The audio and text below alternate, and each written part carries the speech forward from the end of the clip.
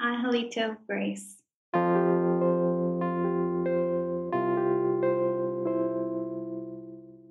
I remember his face. He was born pretty early, like 21 weeks, and yeah, he looked like his dad, which was so cool. Welcome to Still a Part of Us, a place where moms and dads share the story of their child who was stillborn or who died in infancy. I'm Winter. And I'm Lee. We are grateful you joined us today. Please note that this is a story of loss and has triggers. Thanks to our lost parents who are willing to be vulnerable and share their children with us. If you're listening to this podcast, just know that on our YouTube channel there are pictures and videos that are related to the stories that are being shared. Subscribe and share it with a friend that might need it, and tell them to subscribe. Why? Because people need to know that even though our babies are no longer with us, they're still a part of us.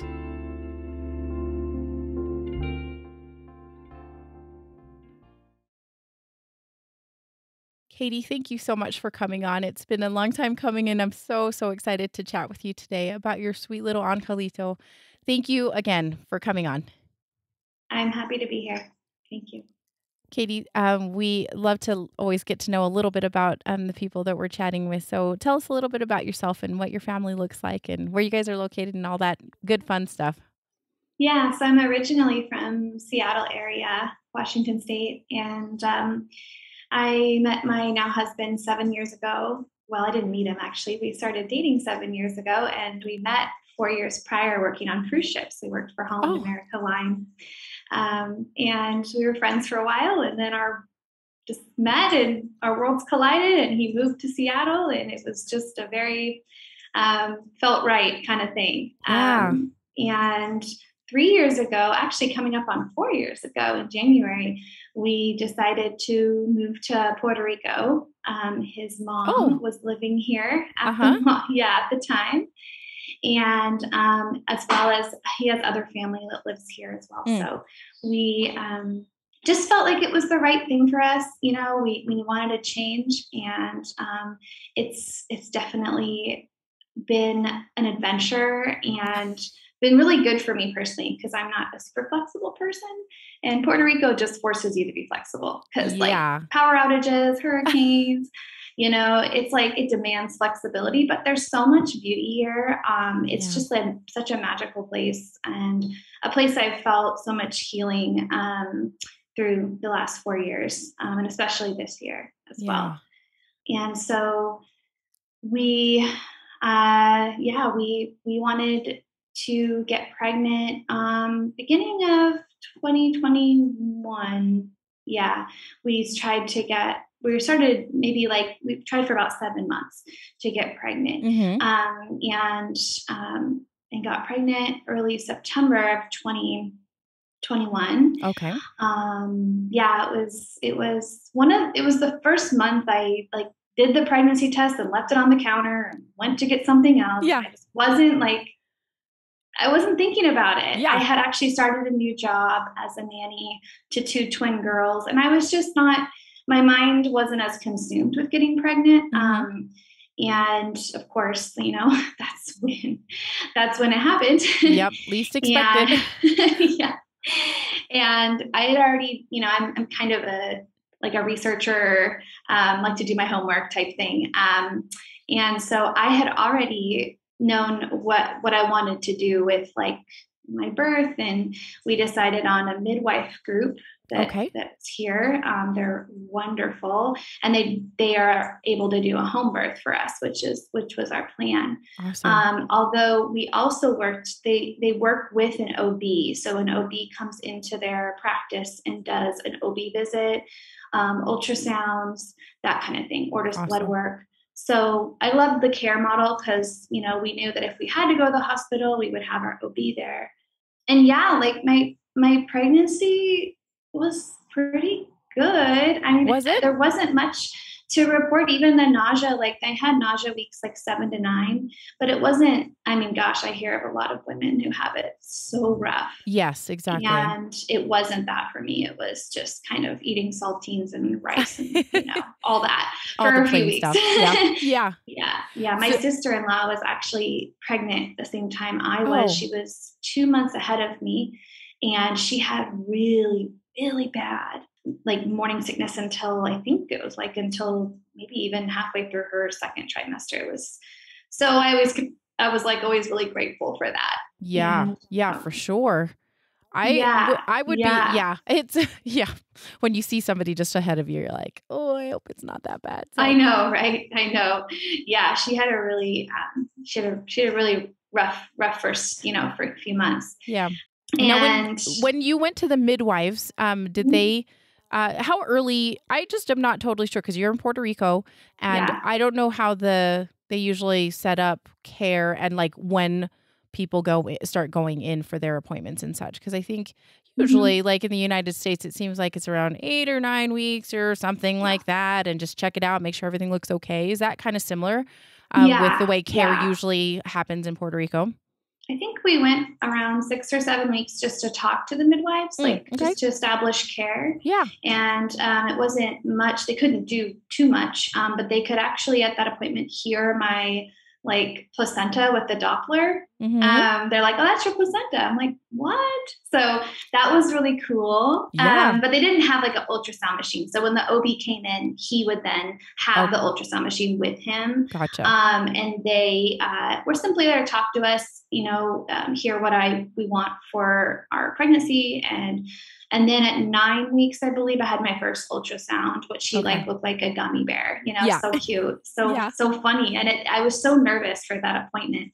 Just like, is it everything okay? Cause you're just like, it's your first time. I'm just like, what? This is, the first time for me. And I was just like, is something actually growing in there? Like your brain doesn't connect, I feel like really until you see something tangible. Yes, exactly. It is so bizarre because you're like, maybe something's happening. Yeah. Yeah. I totally agree with you. Is it all in my head? Yeah. And I even had like a blood test and stuff that said I was, but I was just like, really? Like, I don't really, especially after trying for a little while, you're just like, really, is this real? But, in fact, he was moving around with his little tiny little arms and legs and everything was looking good. Got to hear the heartbeat. It's very emotional. Yeah. Very special. And I still have a video of that, which is very treasured. Yeah. Of that moment, thanks to my husband. So he was able to be there. So Nick was able to be there for everything for me. Awesome. So I should just say that now because I do remember you asking that along the way. Yeah. So eventually in the hospital and then for all the appointments, he was able to be there. And I did ask him to be there for every appointment, even the ones that were like just checking me because it's just the first time and you're just like, I get a lot of white coat syndrome with my blood pressure. And so I would get so nervous and then of course, then the blood pressure gets worse and worse. So he would help calm me down and just kind of help me feel safe and explain we've been tracking her blood pressure at home. It's fine. She's just really, that kind of thing. Cause that is here, so good. Yeah. Everyone here, not everyone here, but people that we worked with all were bilingual. Most of the people. So our care team was all bilingual, but I don't speak that much Spanish and Nick does because he grew up here ages 5 to 10. He's, in my opinion, he's fluent. He would tell you I'm not fluent, but he is, he can make do with most situations, you know? So that's been super helpful in my story, but the midwives all, spoke English and were just so caring. And I love the midwifery model of care. It's not rushed and it's just very kind. I feel like I just was taken care of and seen. And that was really important. So then we had another ultrasound. We had it I think midwife appointments every 4 weeks. Some were virtual because one time there was a exposure to COVID for someone. So they're very, very safe here. So they just shut down. They're we're going to just do all of our appointments virtually. Okay. And they actually gave us a kit so we could do a Doppler at home, and thermometer and the whole doctor kit, if you will, to take with us so that when we have those appointments, they could be okay, can you use the Doppler and just check the heartbeat? That is awesome. It was really cool. And we did. So we would be oh, here's the heart. He was, I knew exactly where his head was on me. It's such a cool thing. Cause I still kind of feel it there. And I'm oh, I missed his head being he was actually breech most of the time. So his head was like kind of up on my right side, and we would, put the Doppler there and it would just immediately like catch on when I was a little further along, obviously. I think I was like 16 to 18 weeks when we did it at home. Yeah. And then 18 weeks comes along and we, was it 18 weeks? Anyway, something like that. And we had another appointment for an ultrasound. Mm-hmm. And I remember sitting in the waiting room, and we had a really long wait because something happened. One of their technicians wasn't there. So the doctor was doing the ultrasounds and the visits, and it was it was a 3-hour wait. It was very long. Yes. So, but I remember I finally got a good reading for my blood pressure. He was like swimming around in me. I never really felt him kick. It was more of the quickening, I guess they call it. Mm-hmm. But I could just feel him just like moving around. And I was like so happy. It was just like, I can just feel him moving, like he's doing fine. And so, I got the ultrasound, which is a very treasured picture of him because we didn't want to know the gender yet. So we had him just do his, torso up, but just a sweet profile of him, and he looked fine. Everything looked great. The doctor didn't say anything that, was alarming. He's like, everything looks good. And so, and that was around 16 to 18 weeks. Yeah, that was like, okay. So that was date wise, like it was January 18th, we had the ultrasound. And on February 1st, we found out, he was no longer alive. Yeah. So, and that was in 2022. I just want to kind of give everybody some, a little bit of guidance on January 2022. Yeah. Okay. And so the next appointment we had was our anatomy scan, which was with a whole nother doctor. It was with a high risk OB, not because I was high risk, but because, it was here, appointments can run late, and like, it's just a different model of care. And my midwife said, she'll be on time. You'll like her. Okay, great. So I'm used to appointments being a little more on time, like being raised from Washington State. Yes. So like, she was like, you'll appreciate this. I was like, great. So I was 21 weeks and I don't know how many days, honestly, it all kind of gets kind of blurry, but I was 21 weeks and a few days probably.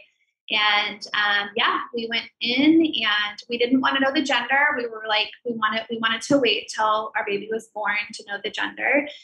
And my focus was making sure he was healthy. So like some people walk into their anatomy scans and they're like, oh, I can't wait, we're going to find out the gender. Like I was more like, I've always been into birth and healthy pregnancies and all that stuff. Yeah. So like, I did know like there are other things that can show up on anatomy scans. So never did I think he was not alive, but I did have a moment I just looked back on it date wise, but it was about a week or so before our scan. I was on a walk with the little girls that I nanny, and they were young. They were like 1.5, and they're in a stroller, and it's hot. It was hot that day. And I hadn't drank a lot that morning. I'd eaten, but I hadn't drank a lot. And I was pushing them in the stroller and going on a walk. I was about 5 minutes in, and I felt so lightheaded, and I don't really pass out easily or anything. Yeah. So I was like, that's weird. And my heart was racing. My heart was 160 beats a minute. Oh, yeah. It was, and I sat down and I like chugged water and I called my, the mom of the twins. And I said, you need to come get them like now. And I need to go home. And so it's one of those moments that you, as anyone does, that's like lost a child, you kind of like look back and think, like, I wonder if that was the day. Because my body was off. And I did end up feeling better, but I remember telling Nick, like, we should check like his heartbeat. And he didn't have one.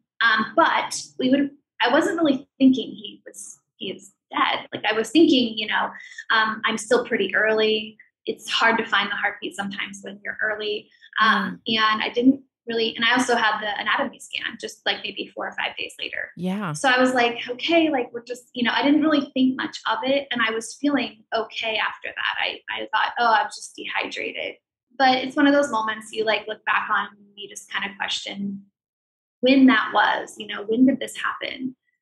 And so, so going back to the day of the anatomy scan, there was the technician, that scans you first, and then the doctor comes in. Yeah. So she was showing us his, legs and all the parts, except for the one part we didn't want to see.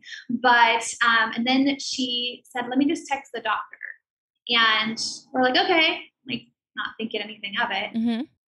And then the doctor walks in, and there was a mom, her baby's name, I wrote it down because I want to make sure, give her a little shout out, that was on your podcast.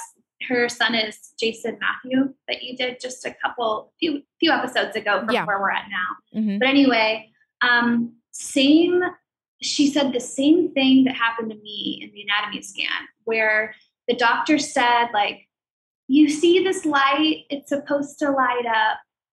Like, you see this part of him, it's supposed to light up. Instead of saying, like, your baby doesn't have a heartbeat.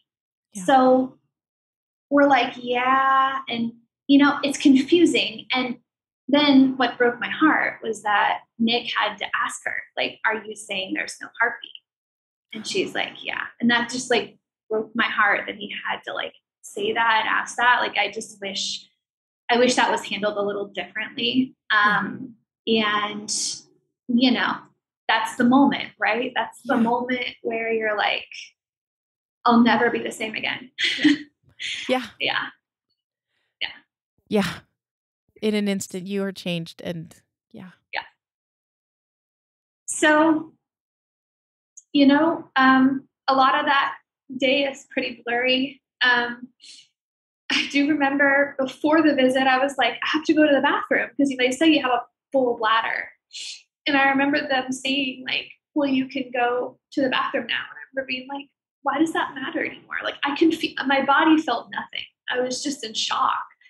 And I remember thinking like, that doesn't matter. And it's like, so many things I thought mattered, like didn't matter anymore, And I say that to people that haven't had losses, and they're like, what do you mean? And I'm like, it's like a language of lost parents. Like, you're just like, all that doesn't matter. Nope. And so the doctor said, I'm going to meet you in a separate room and we'll talk about it. I'm going to call your doctor. So she called the OB that we've been working with and let him know what had happened.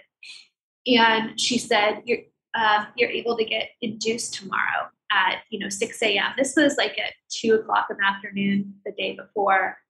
And, some birthing people that, have lost babies, like they are like, yeah, sign me up. Like, I want this to be done. I was on the opposite end of the spectrum where everything in my body just said, no, like, I am not ready. Yeah. I felt like for me, I would have had a traumatic birth if it had been rushed.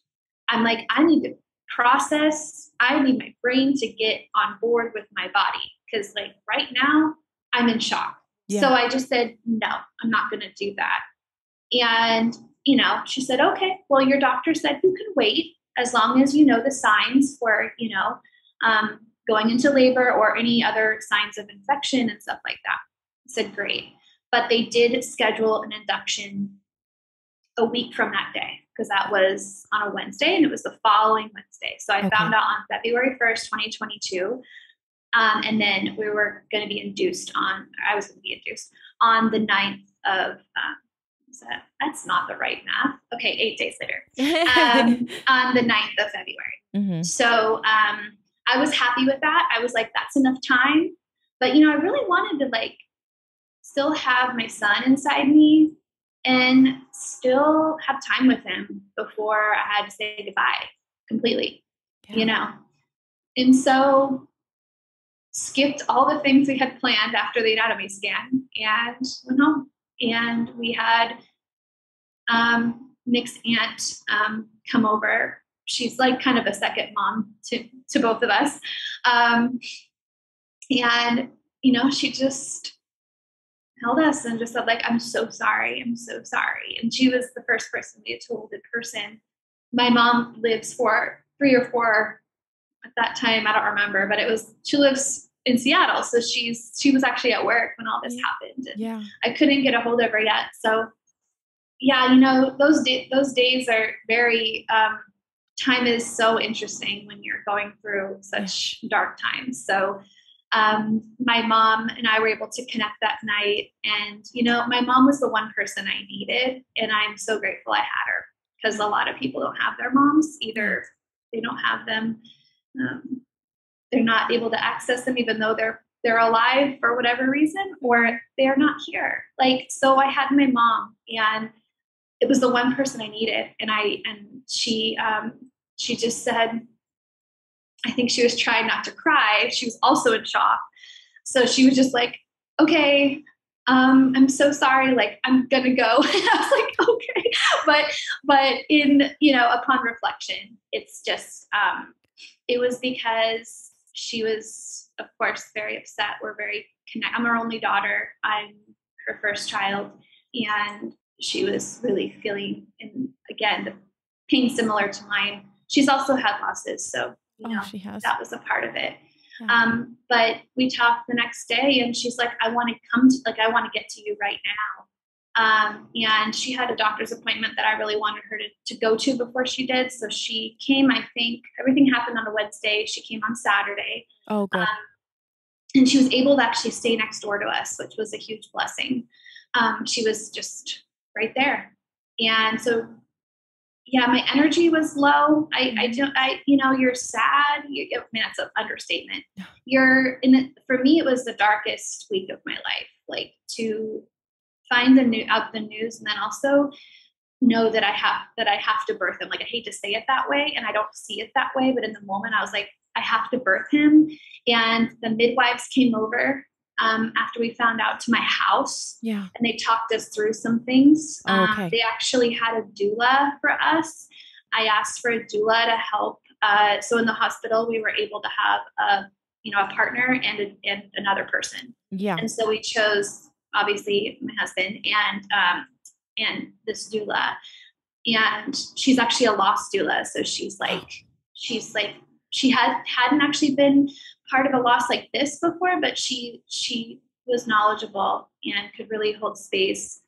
And so, the midwives discussed that we need to figure out what we want to do for funeral plans, which isn't that such a, it's just I'm not going to swear, but it's a mind, because you're just I was planning the life of my child less than 24 hours ago. And now you're telling me to plan the life of the death of my child. Yeah. And so our doula, it's the worst. It's the worst. And so our doula was huge in helping. She did everything except for signing things. And, she took care of the funeral thing because we were overwhelmed. And we just didn't want to do that. It was no, someone else do that for us. Yeah. So she so graciously did that. I wouldn't think a doula would have those kind of duties, but she was like, I will take care of that. And I will call the hospital and I'll figure out what you need and I'll make sure they know and all this stuff. And so she was really an advocate for us even before we stepped into the hospital. That is amazing. Whenever I hear somebody that has a kind of a grief doula, I was like, that is so awesome. I wish we would have had one. I think that's so, so good. Did she come over often, in that week was she touching bases with you guys? Doula? Mm-hmm. She came, well, you know what? She only came over that one time, but then we would talk on the phone or text. Yeah. She would always check in with me and just, to be honest, I think she could have been a regular non-loss doula and just been a supportive because what we used her for was the funeral, and yes, she was there with us in the hospital for a brief period, but she just provided such services that we just need. Whatever we needed, she did. And I'll be using her again, in the future. She's just a wonderful person. And she was an angel sent to us, with everything going on. Yeah. And so she, so anyway, that week, my mom was here for a few days. And then I think it was Sunday evening. I kind of had this feeling. First of all, I was really tired, but also it was just okay, I think I'm ready. I think he needs to be born. soon. And with that came my body listened to that. So my body's like, gotcha. And it looked different than a lot of people might think. So I had increased pulse and increased blood pressure. And so we decided to go to an Airbnb close to the hospital. So this hospital that our OB is at was about an hour away. And so, Nick had booked like an Airbnb for like a week just to make sure it was around whenever things happened for my mom who was in town. And his mom just happened to be visiting for like a month. So both of our mothers could stay there. We could stay there before the hospital when we got induced. Well, that's not how life goes sometimes, right? So we had the Airbnb, but we decided to get there early and they were accommodating. And then my blood pressure just wouldn't go down. And it's so alarming to me when my pulse is like high, like you're just like, something's wrong, especially with that whole walk and how my heart rate was high. So we called our doctor and he said, just come in, like you just come into the hospital. This was, early morning, like 1 a.m. On the 7th of February. So it was 1 a.m. on the 8th of February, which was like, we were supposed to be induced on the 9th. So it was like very close to induction. And so they took me in and, one hard thing is the language barrier with some of the nurses. Like most doctors can speak, both languages well. And, but they kept saying the word abortion when they were referring to the death of my son. And I am, supportive of a woman's choice, but it just wasn't that's not the right word. Yeah. And so thankfully Nick, pulled someone aside and just said like, this is not the right word. Please don't use it. I wish there was a little more education sometimes on how to deal with the situation, but my blood pressure, they wanted to test me for preeclampsia, of course. And so, they admitted me, they took an EKG, and they started me on an IV drip to prevent seizures if I did have preeclampsia. It's called magnesium something, and it's can usually make you warm, like it makes your body warm. Yeah. People sometimes don't like it. Well, it's freezing in those hospitals. So I did not mind. It is so cold, especially because here people are used to warm weather. Like 70 degrees is cold to us. So like if the hospital is 65, we're like freezing. So I didn't mind it, but I did mind that they put the catheter in me. And oh my gosh, they had to try like twice. And I was like, this is the worst. Like it's just so painful. And so for whatever reason, they had to have the catheter in me before I don't know what, in case I had a seizure maybe or something. I don't know. Okay. All I know is that I tested negative for preeclampsia and they were able to take that out, which I was very, very grateful for, and stop the IV. Yeah. And so that was great. My doctor came in and he explained the induction process, which for us was cytotec. So the tablets to be inserted, pretty much touching the cervix for, again, time is hard, but, to see if that would catch my labor would just naturally start. Yeah. And so, he started me with the first round, which was like 2 tablets or something. And it was very painful. Like it was just really painful. Yeah. Some people are like, they say that so casually on birth stories. And I'm like, is it painful for them? Like it was painful for me. Yeah. And it felt, my body didn't like it. It felt like violating in a lot of ways, it was like, this is not right. Yeah.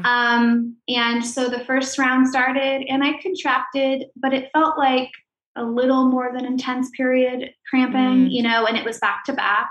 My doula came, she was there. She was like, had essential oils and was able to do massage and like all that stuff.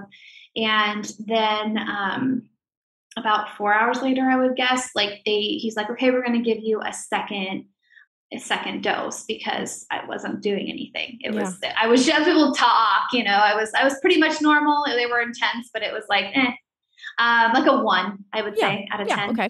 Yeah. And so, they did double the dose the second time, it was a moment where, so he had to twice like put the pills in me. And I remember like looking at Nick and being like, this is the worst. Like, I am in hell. Like, this is the worst. Yeah. Like, my baby is dead.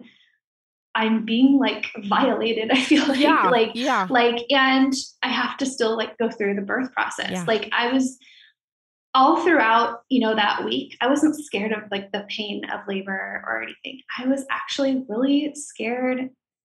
I hate to say this, but to like see what my child would look like, because I was like, he'd been passed away, they thought, for about 3 days before, but I think it's a little longer than that. Yeah. And then I waited a week, and so I'm there. The midwife said, like, just to be prepared, like, we don't know what he'll look like, and it's not gonna look like a full-term baby. And my focus was, oh my gosh, like, do I want to like see him and like hold him? And I was all consuming. The pain was like, I don't care about that. Like, I just want to know what it's going to be like. Oh yeah. And so the second round of Cytotec worked better. It was like a 5 out of 6, back to back. Being induced is hard. Like, yeah. Like, I know why people get epidurals. Like, I get it. Yeah. Because there's no break. There's no break to come back to yourself and come off of it. Like, and so, that was hard. The doula was there with me. She was like, doing essential oils and massaging me, and even like had a moment where she taught Nick how to like, kind of put me in certain positions to help progress. Yeah. And so it was kind of like a very, very mini session of like how to support your partner in birth, because we hadn't done any classes like that. Of course, yet. You were so early. I mean, right? Yeah. Yeah. I was like, at that point, I was 22 weeks giving birth. And so what happened was, all of a sudden, everything stopped. Like, my whole body was just like, I stopped contracting. Everything stopped. And this was after, I think I hadn't gone to sleep in, I don't know, it'd been all the day before. And, at this point, it was probably around noon on that day. So like, I'd been up for well over 24 hours, and my body was tired. And so everything stopped, and I fell asleep for like 2 hours, and it was the best. It was the best sleep I've had. It was exactly what I needed. And then my doctor came in. He said, listen, we're going to let you rest for like 14 hours. We're just going to let you rest your body. This has been a lot on your body. And I was like, yes, like, this has just been so exhausting. And he said, we'll resume this the next morning at 9 a.m. So I was like, yes. So my doula left because she was like, I'll come tomorrow morning. Yeah. So she left. And my mom was around, because she again was here visiting. And so she was able to come up and be with me. Oh, good. Which was really, really special, because I've always wanted like her to be around or with me in birth. And she just like rubbed my back, and she was just so sweet. And all of a sudden I'm like, Mom, I think I'm having contractions. And she's like, I can feel them. Are they like a 4? I'm like, yeah. So my mom is really connected to me. So like, when I've had like surgery or something, like she literally feels a pain in her body, like, where I am. Yeah. And so I said, I think you should go get Nick, because Nick was out on a call. And so he came back, and my mom left. And from then on, it was a very fast progression. So from that point on, the contractions were what I would say, they're not like induction contractions. They were like normal contractions. Oh, okay. But so like my body had kicked in, and so my body knew what to do, which was just like amazing to me. And so for 30 seconds, I would have a contraction, and for 20 to 30 seconds, I would have a break. Yeah. And it was like that. It wasn't like, full term, there's more of a progression, but this was just like, go. And so, it honestly gave me a lot of peace of mind because I knew what was going on. I knew enough about birth that I was like, this is normal. And it helped me come back to earth. That 20 seconds was like the best thing in the world because I could then like get somewhere, right? I could be like, let's go to the bathroom, or like, I need this, or that kind of thing, right? Yes. And so it's just Nick and I, and the doctors and nurses just said like, when her water breaks, like, let us know. And I remember hearing that and being like, it's not going to break, and it's not going to break before he's born. I just knew it. I was like, it's not going to break before he's born. So I thought, we're in this by ourselves, man. Like, I mean, we had a call button and everything, but I kind of liked it like that, even though it was a little overwhelming at times. It overall, I'm a pretty private person. I don't really want many people. And of course, when you're birthing, you're just like, leave me alone. So I was able to walk. I had no epidural. The epidurals were not offered in this hospital. So that was something I knew going in. I am definitely not anti-epidural, but that was just, my doctor was there and my doula was able to be there. And that was a good trade for an epidural. Of course, if needed, we could do a C-section, but I wasn't under any pain management. So I, did the things you do in birth that you kind of like I feel like naturally kind of get into, I vocalized, I loved sitting on the toilet. I was able to relax there. Yeah. And that is where in just 1 minute, he was halfway out of me. So I had thrown up, which is pretty normal, right at the very end. And then I sat on the toilet and I felt like a gush, and it was the membranes, I guess, upon reflection. And then I felt him like halfway out of me. So he was born breech. And so his legs were out of me. And I remember, Nick yelling down the hall to get a doctor. Yeah. And I had my eyes closed. So in birth, I really had my eyes closed most of the time, especially when I was contracting. So I didn't see much. I was just hovering over that toilet, and my doctor came in. He said, okay, I need you to push. I'm like, what do you mean? Like, I hadn't pushed. He's so small. Yeah. And I didn't have that stage of my labor. And so, I did my best to push, and he came out, and I still had my eyes closed, and all of a sudden it was like all my water, and it went everywhere in the bathroom, all over the floor. You're totally right. It's amazing. You're like, how do I have that much liquid in me? Exactly. Like, it's surprising. I was amazed. And so Nick walks me over to the bed. And we had a private room. So that was so nice. And my doctor gave me the greatest gift. And he said, you're going to hold your baby now. And I didn't have to decide, it's like, I didn't have to make another decision. It was just, this is happening. And they had this beautiful kind of like crocheted little bassinet thing. It was a soft bassinet. And they handed him to me, and he had a little face that looked just like Nick. And it was one of those moments that we were able to have a normal parent moment. We were able to say, he looks like you. And he was very small. He was only 1 pound and 10 inches long. Yeah. And they said, do you want to know the sex? And we're like, oh, well, we called our anatomy scan place like a few days ago. They told us it was a girl.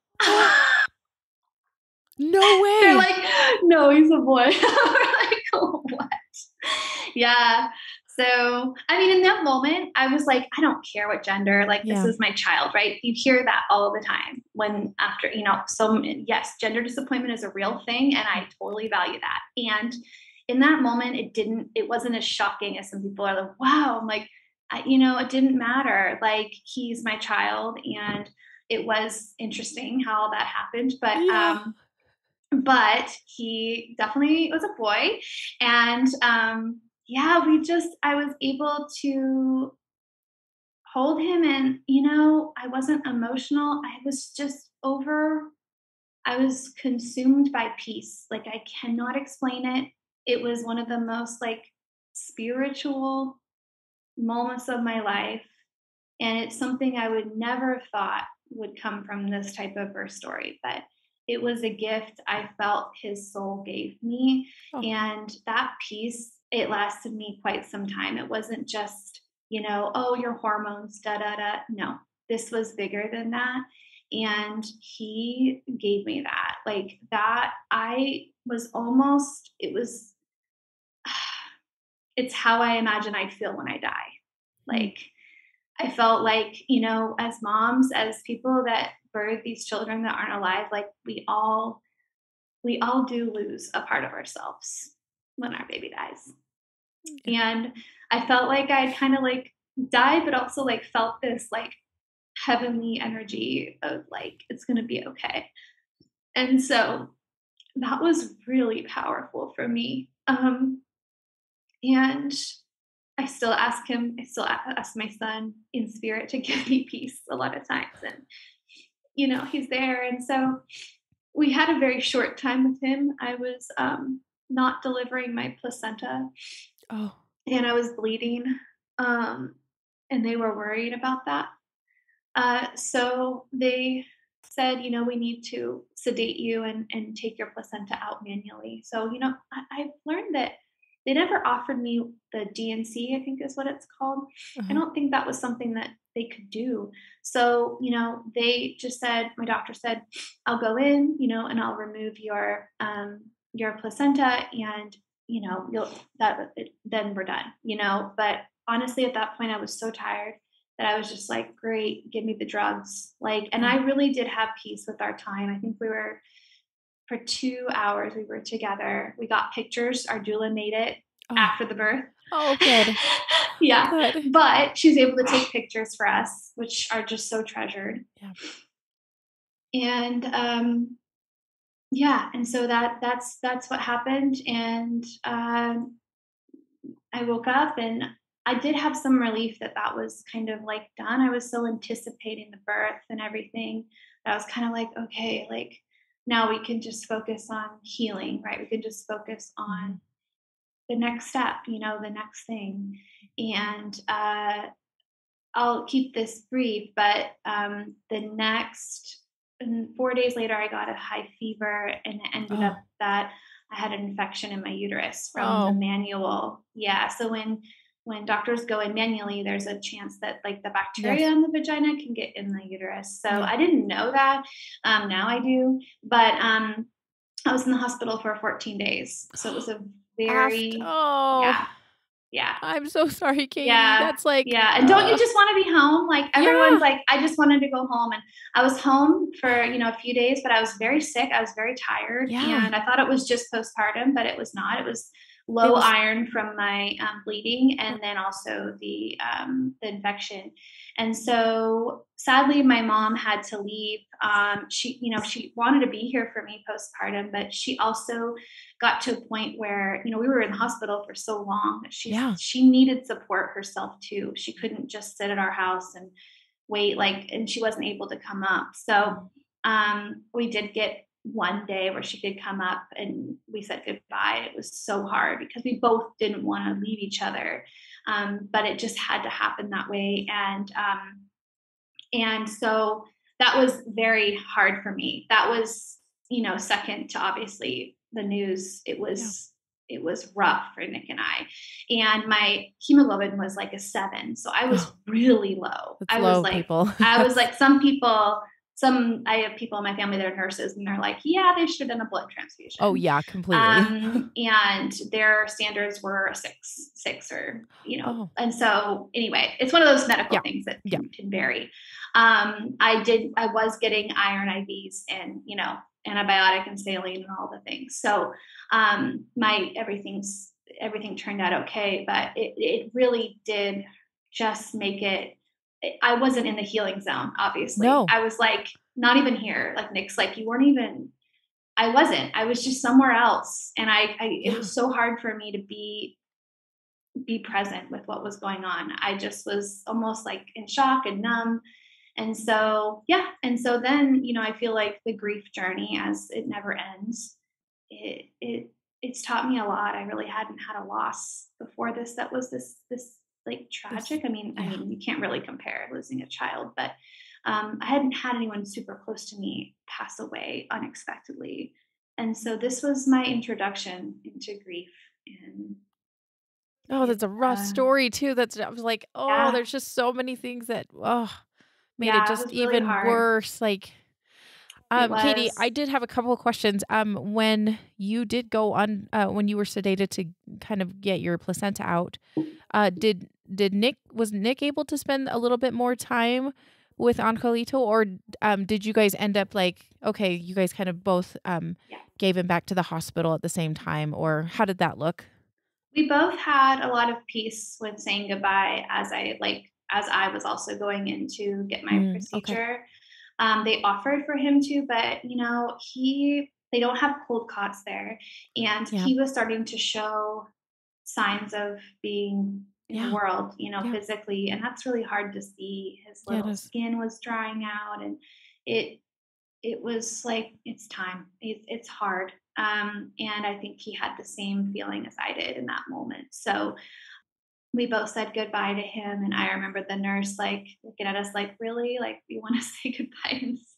Yeah, like we did have that overwhelming feeling, and I expected myself to be, just distraught and like in tears, and some women and men are like that, and Yeah. but that wasn't my story. I was just very much like, okay, like, I really felt like my his mission was completed, and I hate for anyone else to tell me that, but that's what I felt, and my brain and my heart don't understand that, but in my soul I felt like he had done what he needed to do. He didn't need to be like on earth. Like, he was the higher soul than me. He's my teacher, Yeah. and Yeah. every time I think about him, I'm like, he is my teacher. Like, every time it's like, teacher, teacher, teacher. Like, he is teaching me so much. And I really had that overwhelming feeling like, okay, son, like, that's what you needed. Like, thank you for letting me be your mom. Yeah. And this really sucks, and it's not fair, and I don't understand it. But I did feel that in a different level. And so we had a ton of support from our community here and Yeah. community elsewhere. And my cousin, I asked her to tell people. So, as a lot Yeah. of people have shared, you don't want to tell anyone. Yeah. So I'll tell one. I told my mom. I think my mom was the only person I told what happened. And I said, tell everybody, because I don't want to say it.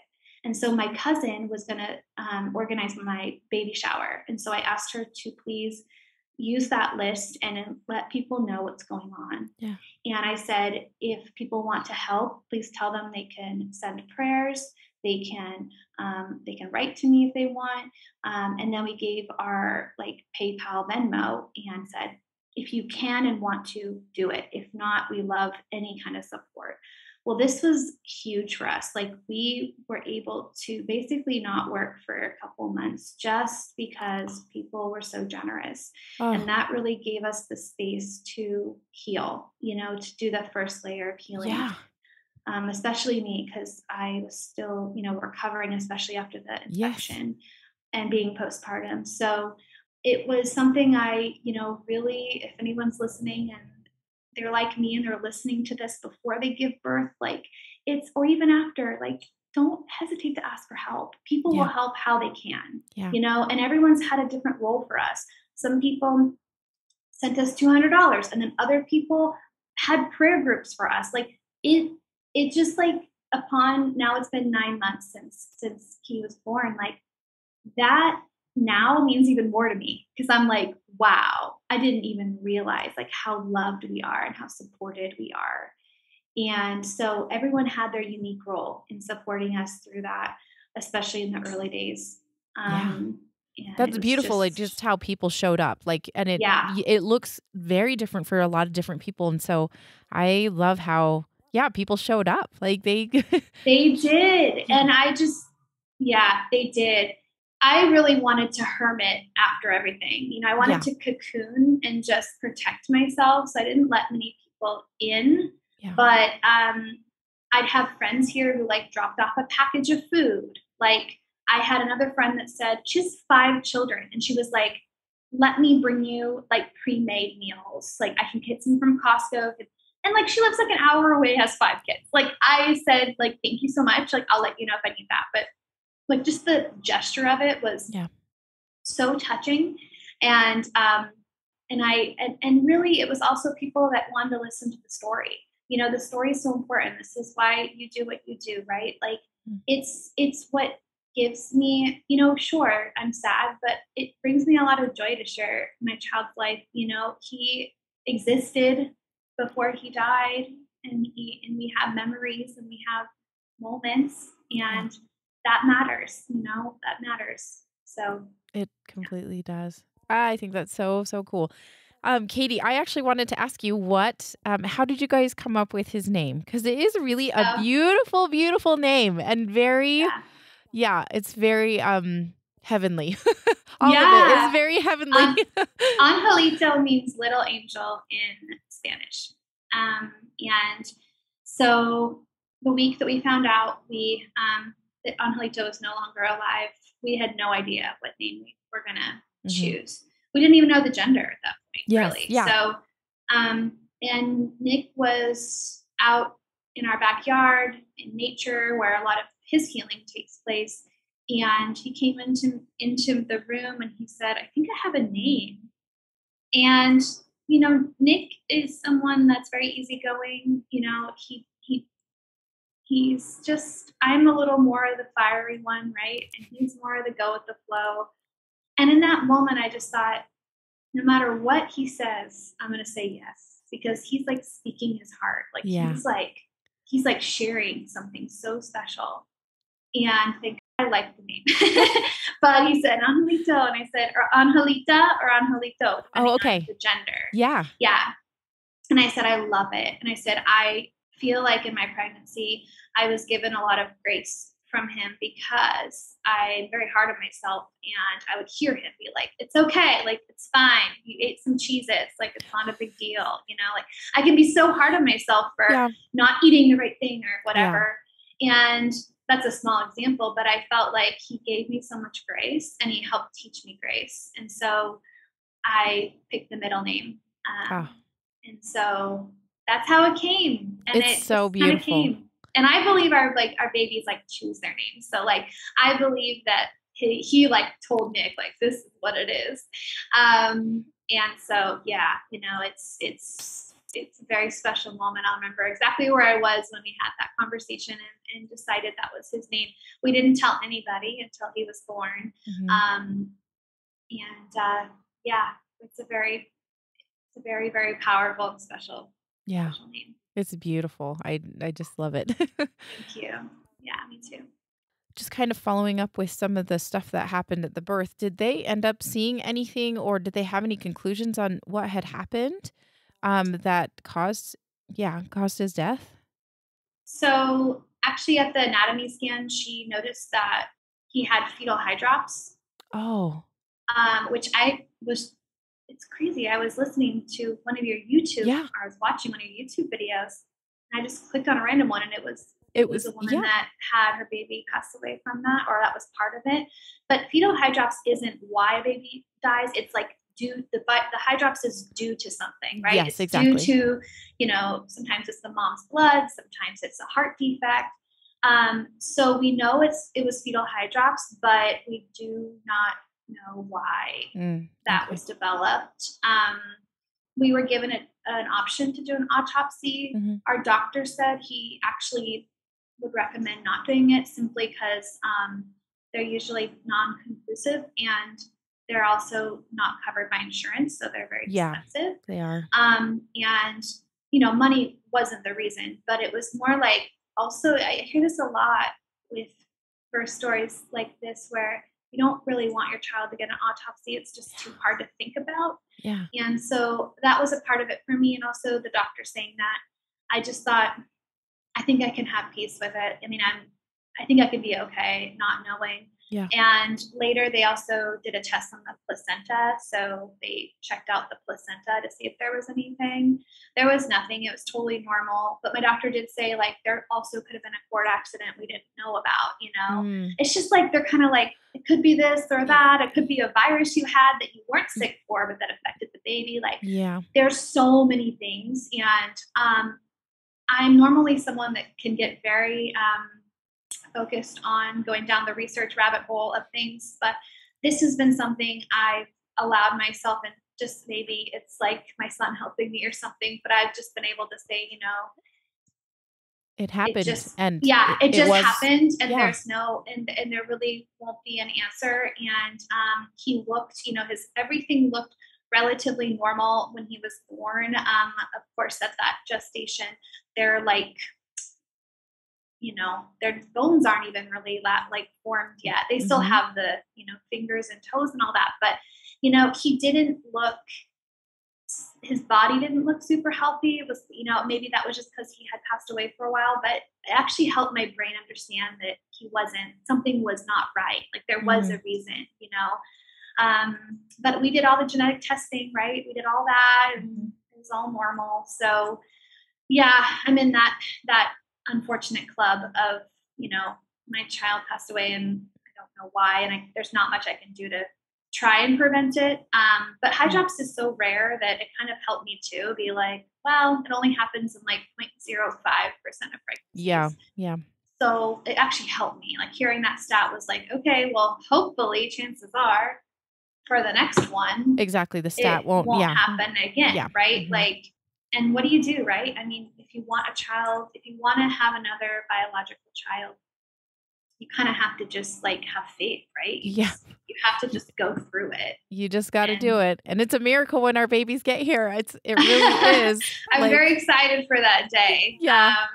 We're still on the journey of, you know, trying to conceive, but it's only been about 3 or 4 months since we started to try again. I needed some time to heal, and my body needed some time to recover and heal. And I'm glad I took that time. It was hard because I just wanted to be pregnant just so I could see my baby again, my new baby. But it's like, I needed that time to kind of, I don't know, heal so that I can actually like get excited for the next child to be conceived. And I can say I'm excited. I can say there are many other things too, but that excitement is something, and I never thought that would be something I would say, honestly, in the beginning. So your body and your mind and your soul need to kind of just be on board for that to make it feel right, to try again, to have faith and hope that things will work out. So Katy, when I know that your doula helps you guys with your like funeral arrangements and all of that, did you guys end up having a funeral or some sort of memorial to Angelito? We got him cremated, and he was able to be home with us after my hospitalization. Oh, okay. Did we do anything for him? We haven't done anything yet, but we did on his due date. Just Nick and I went to this really beautiful black sand beach here on the island. And I had a really amazing meditation, and I felt close to him that day. And I have a feeling we'll do something maybe on the year. So he was born on like February 8th, 2022. So maybe next year we will. But for now, you know, we're pretty private. So we just, you know, things we do are going to be probably pretty small. One thing I had an idea is to get like a blank, like cloth canvas, and then have the ceremony and have people like paint on the canvas, like whatever they wanted. And it would be like a collaboration of like just pieces of art, and we can like hang it in our house. That's so fun. So we'll see. But for now, that's good for us. And he's with us here, and that feels good to have his ashes here and just feel. We have a couple altars for him too that just symbolize his life. And I have my pregnancy test that's super old now, but it's just there. Yeah. And, you know, other things, we actually had people contribute to the altar if they wanted. So we said, if you want to send something, we'll put it on his altar. Oh, cool. And so like to honor him for you too, you know, to have you be part of this. Yeah. This was the first grandchild on my mom's side of the family. Oh. And so this was her first grandchild, although my sister-in-law was pregnant as well and gave birth to a beautiful little healthy baby girl in April. He was the firstborn. And so, you know, we want our family to feel included in that grief process and that honoring of him. Yeah. He's part of the family too. And that makes that's part of the family line too. Yeah. It just affects you. You don't realize it, but it does. So yeah.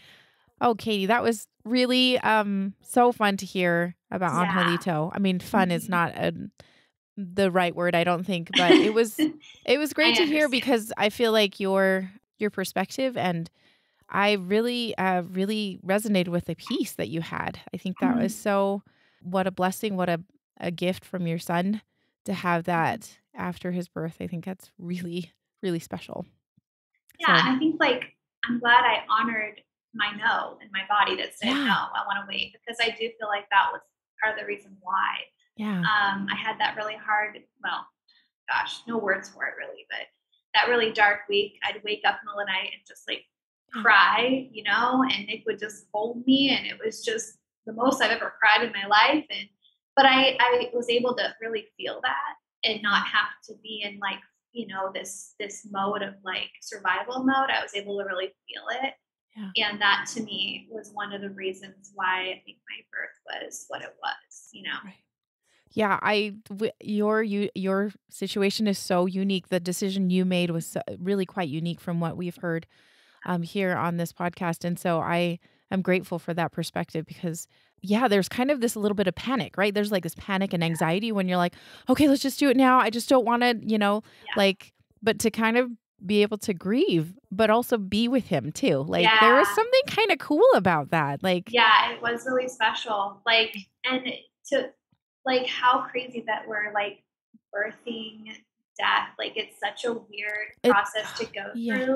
And I was holding death with me, but I'm a pretty spiritual person. So I was like, I know he's still with me.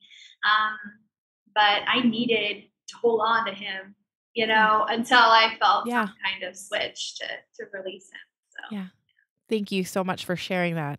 It just is super, super powerful. So, and thank you again for taking the time to talk with us today.